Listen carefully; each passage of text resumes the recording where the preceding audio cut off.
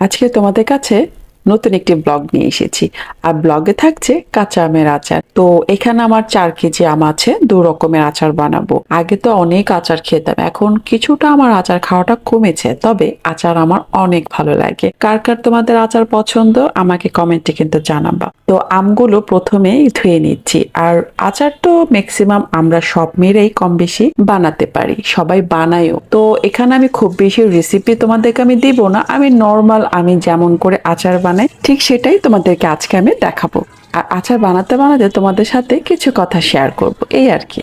যখন ছোট ছিলাম, বাসায় ছিলাম, তখন আম্মু আলাদা করে আচার বানাতো, আমার দাদি আলাদা করে আচার বানাতো। দাদি যখন দুপুরে ঘুমোতো তখন দাদির বয়ম থেকে আচার নিয়ে খাওয়া শুরু করতাম। এমন করে টুকটুক করে আচার খেতে খেতে প্রায় অর্ধেকের বেশি শেষ করে ফেলতাম। তারপর দাদি একদিন হঠাৎ করে বলে, কিরে আমার আচার তো আরো ছিল, কমলো কি করে?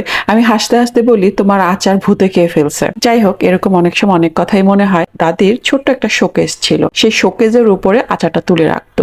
তো প্রতিদিন এখান থেকে উঠাতাম, নামাতাম, রাখতাম। তো রাখতে রাখতে একদিন হঠাৎ করে হাত থেকে পড়ে ধাপাস করে ভেঙে গেল। তারপর দাদি বলল, কি হলো রে? আমি বললাম, আচারের বয়মটা ভেঙে গেল। ভেবেছে দাদি মনে হয় রাগ করবে। তারপর দেখলাম তেমন একটা রাগ করেনি, কিছুই বলে নাই। তো গল্প তো খুব করা হলো, এখন আসি আসল কথায়। আমটা কাটার পরে একটু হলুদ মরিচে গুঁড়ো দিয়ে মেখে নিয়েছি। আগে আমি একটু লবণ দিয়ে নিতাম, তোমরা কি লবণ দিতে? লবণ দিলে না পানি বের হয়, এবার লবণ না দিয়ে দেখলাম পানি বের হয় নাই। তো 2 রকমের আম কেটে এখানে আমি রেডি করেছি। একটা হচ্ছে গোল গোল করে, এটা টক মিষ্টি থাকবে। আর এটা হচ্ছে লম্বা করে করেছি, এটা এটা পুরোপুরি গুড় দিয়ে মিষ্টি আচার করব।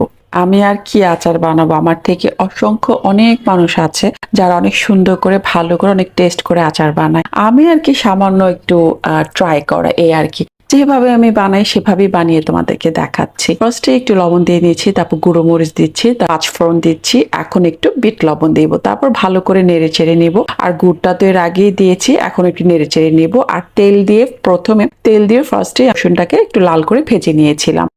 সেম এই আচারও সেম ভাবে করব, কিন্তু গুড়ের অংশটা এটা একটু কম দিব, কারণ কারণ এটা আমি টক মিষ্টি ঝাল রাখবো।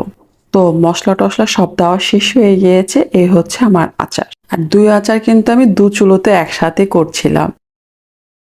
আচারের কালারটা কেমন হয়েছে অনেস্টলি বলো, কি ইয়ামি হয়েছে? দেখে খেতে ইচ্ছে করছে? এইবার কিন্তু কমেন্ট কেউকেই মিস করতে দেয়া যাবে না। যদি ইয়ামি হয়ে থাকে আমার আচার, তাহলে অবশ্যই তোমাদের কাছ থেকে কমেন্ট চাই। তো আচার তো রেডি হয়ে গিয়েছে, এখন টক মিষ্টি ঝাল এই আচার বয়ামে ভরে নিব। আমার আম্মু অনেক রকমের আচার বানাতো, যেহেতু আমার পছন্দ আর আমাদের বাসায় আমরা সবাই কম বেশি আচার খেয়ে থাকি, তাই টক মিষ্টি ঝাল সব রকমের আচারই আম্মু প্রতি বছর বানায়, এখনো বানায়, তবে আগের তুলনায় একটু কমেছে। আর হ্যাঁ, আচার বানাতে কিন্তু সরিষার তেল অবশ্যই দরকার, আর যদি সেটা হয় 1 নাম্বার খাঁটি সরিষার তেল। তো আমার ছোট ভাই কাজিন ওর তেলের মিল আছে, যদি তোমাদের লাগে তাহলে ফোন দিয়ে তোমরা অর্ডার করে নিতে পারো। আমার কমেন্ট সেকশনে আমি ওর ফোন নাম্বার দিয়ে রাখবো, যদি তোমাদের প্রয়োজন হয় তাহলে অবশ্যই সরিষার তেলটা নিয়ে দেখতে পারো। অত্যন্ত একটাবার ট্রাই করে দেখো। আজ ব্লগটি এখানে শেষ করতে হচ্ছে। তো ভিউয়ার্স, আমার আচারি ব্লগটি কেমন হয়েছে অবশ্যই কিন্তু তোমরা আমাকে জানাবা। কথা বলতে বলতে আজকেও তোমাদের সাথে অনেক কিছু আমার শেয়ার করে ফেললাম। আমার আচারি ব্লগটি কেমন হয়েছে অবশ্যই কিন্তু তোমাদের কাছ থেকে জানতে চাই।